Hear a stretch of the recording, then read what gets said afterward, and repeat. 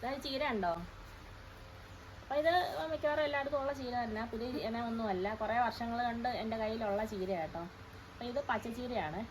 അപ്പോൾ നമ്മുടെ സാധാരണ ചുമന്ന ചീരയ്ക്ക് പുള്ളിക്കുത്തൊക്കെ വരുമല്ലോ. ഇപ്പം മഴയൊക്കെ ഒരുപാട് പെയ്തില്ലേ, ഇതാ ഇതിനൊരു ഇലയ്ക്ക് പോലും അങ്ങനെ പുള്ളിക്കുത്ത് വന്നിട്ടില്ല കേട്ടോ.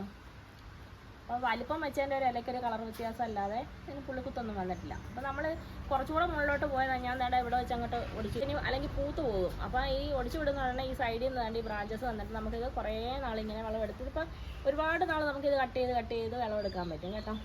അപ്പോൾ ഞാനിന്ന് കുറച്ച് ഇല എടുത്ത് തോരൻ വെക്കാമെന്ന് വിചാരിച്ചപ്പോഴേ ഞാൻ ഇതൊന്ന് ഇടാമെന്ന് വിചാരിച്ചു.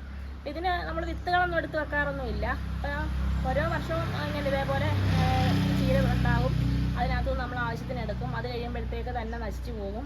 അപ്പോൾ അടുത്ത വർഷം വീണ്ടും, അടുത്ത വർഷമല്ല പിന്നെ കുറച്ച് ദിവസം കഴിയുമ്പോൾ പിന്നെ അത് കിളിച്ച് വരും. അങ്ങനെ സ്ഥിരമായിട്ട് നമുക്ക് ഈ ചീര നമ്മളെ മുറ്റത്തുണ്ടാകും. അതാണ് ഇതിൻ്റെ പ്രത്യേകത. നമ്മൾ ഒറ്റ തവണ ഇത് നമ്മൾ നട്ടുകൊടുത്താൽ മതി, പിന്നെ എപ്പോഴും ഈ ചീര ഉണ്ടാകുകയും ചെയ്യും. അതേപോലെ നല്ല ടേസ്റ്റാണ്, അസുഖങ്ങളൊന്നും വരത്തില്ല. അപ്പോൾ എന്താ നോക്കി എത്രയും മഴ പെയ്തിട്ട് ഇതിനൊന്നും ഒരു അസുഖം വന്നിട്ടില്ല. അപ്പോൾ ഇങ്ങനെ കട്ട് ചെയ്യുന്നതനുസരിച്ച് ബ്രാഞ്ചസ് ഒക്കെ വന്നുകൊണ്ടിരിക്കും. അപ്പോൾ അങ്ങനെ ഒരു ചുമന്ന ചീര അവിടെ നിൽപ്പുണ്ട്, പക്ഷേ അതിന് അത്ര വലിപ്പമൊന്നുമില്ല. പക്ഷേ ഇതിനാണ് നല്ലതാ. നോക്കി ഇത്രയും വലിപ്പമായില്ല, എന്നെക്കാട്ടിലും പൊക്കത്തിലായിട്ടുണ്ട് ഈ ചീര.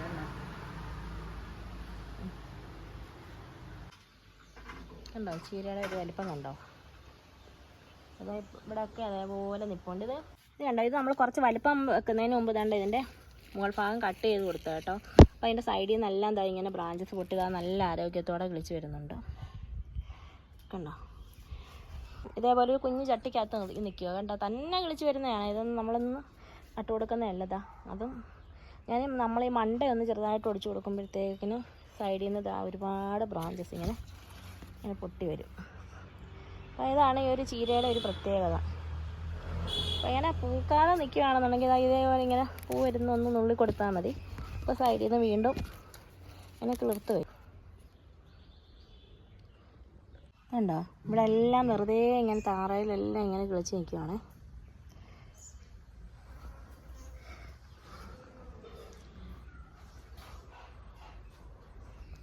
നമ്മുടെ ചുവപ്പ് ചീരക്കാട്ടിൽ നല്ല ടേസ്റ്റുമാണ്, പ്രത്യേകിച്ച് വലിയ അസുഖങ്ങളൊന്നുമില്ല. ഉണ്ടോ ഉണ്ടോ, നമ്മൾ ഒരുപാട് തവണ കട്ട് ചെയ്ത് കഴിഞ്ഞാണ് ഇത്. കട്ട് ചെയ്താലും വീണ്ടും വീണ്ടും വീണ്ടും ഇങ്ങനെ ഉണ്ടായിക്കൊണ്ടിരിക്കും, പെട്ടെന്ന് ഇങ്ങനെ നശിച്ചു പോകത്തില്ല. അതേപോലെ ഇതിൻ്റെ വിത്തുകൾ വെറും നമ്മുടെ മറ്റേ ചീരക്കാളിലും ചെറിയ വിത്തുകളാണ്, പക്ഷെ അത് എവിടെയെങ്കിലുമൊക്കെ വീണിട്ടതാ ഇങ്ങനെ കണ്ടോ, ഇവിടെ എല്ലാം ഇങ്ങനെ കിളിർത്ത് നിൽക്കുകയാണ്. മഴ പെയ്യുമ്പോൾ